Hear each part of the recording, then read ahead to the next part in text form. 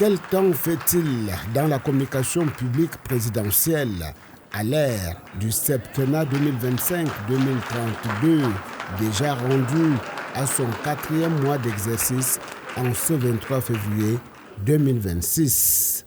Fort opportunément baptisé Grandeur et Espérance, le septennat peut se réjouir de disposer déjà d'un support en son nom à l'initiative hardie du cabinet civil en charge de la publication. Grandeur et Espérance sera désormais le titre de ce périodique qui naguère se fut appelé le temps des opportunités, adossé sur le septennat des grandes opportunités, et plus en avant, le temps des réalisations, inspiré par le septennat des grandes réalisations.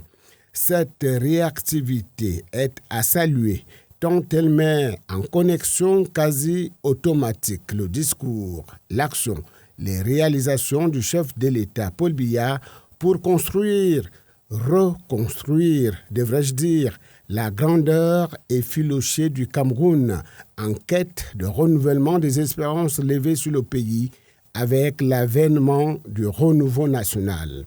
C'est ce qu'indique avec finesse l'éditorial que signe Samuel Mwandoyolo, ministre, directeur du cabinet civil, lorsqu'il évoque le serment solennel prononcé par le président de la République le 6 novembre 2025 au palais de l'Assemblée nationale.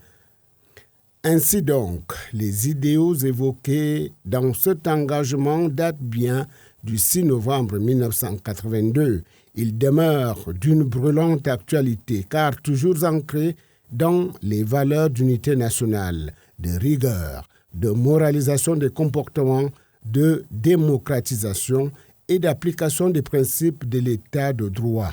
Cet engagement fort constitue la matrice du projet de société du chef de l'État proposé au peuple camerounais et mis en œuvre chaque jour sous nos yeux, inexorablement, progressivement, lentement, au goût de certains, mais sûrement, sagement, fidèlement. En plus du contenant qui fait ainsi sa grande mue, la première édition de Grandeur et Espérance augure déjà des évolutions de contenu que pourrait connaître la publication. Pour que nul n'en ignore, le magazine du cabinet civil de la présidence de la République consacre une suite in folio d'une dizaine de pages au procès-verbal de publication des résultats de l'élection présidentielle du 12 octobre 2025.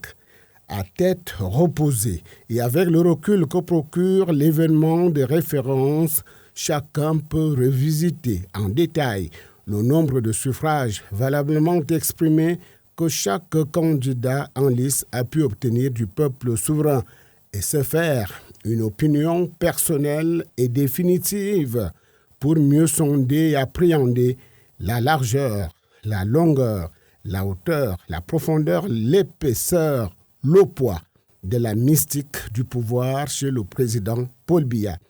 Une petite indication nous en est donnée dans la rubrique « Un jour, un événement », une pépite à mon goût.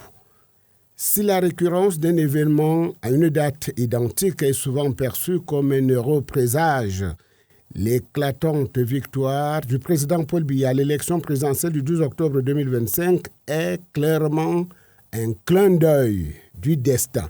Il donne le sentiment qu'une force invisible orchestre une synchronie où s'alignent les étoiles pour faire converger les conditions d'un septennat de réussite et de prospérité. Quand on a dit cela, que peut-on trouver à redire ?